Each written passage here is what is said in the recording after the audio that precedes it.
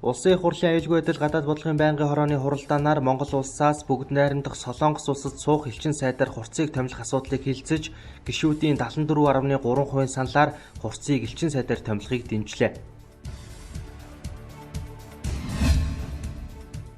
Энэ жилийн Чингис хаан одонг Олимпийн аварга Төвшинбаяр хүртэх болсныг ерөнхийлөгчийн тамгын газраас зарлалаа. Америк нэгдсэн улсын элчин сайдын яаманд виз мэдүүлэхээр ирж байгаа иргэд элс арц, будаа зэрэг нунтаг зүйл авчрахгүй байхыг анхааруулж байна. Хэрэв дээрх хэд зүйлсийг авч ирсэн тохиолдолд дотогш нэвтрүүлэхгүй гэдгийг сануулжээ. 2017 оны 10 дугаар сард Улаанбаатар хотоос доохын 2 тохиолдол нэмж бүртгэгдсэн байна. Ингэснээр улсын хэмжээнд 248 доохын тохиолдол илрээд байна.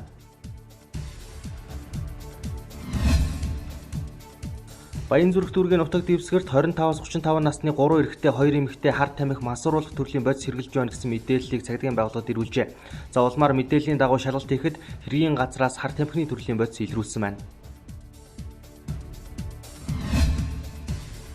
Нийслэлийн Баянзүрх хаан улс сонгоо архин алайх Багнуур Бахангай дүрхт үйлдвэрлэл үйлчлэгээ амны орон сууц аялал жуулчлал ахуй зочд буудлын зориулалтаар 30 байршлын 160 га газрыг дуудлагаар худалдаа.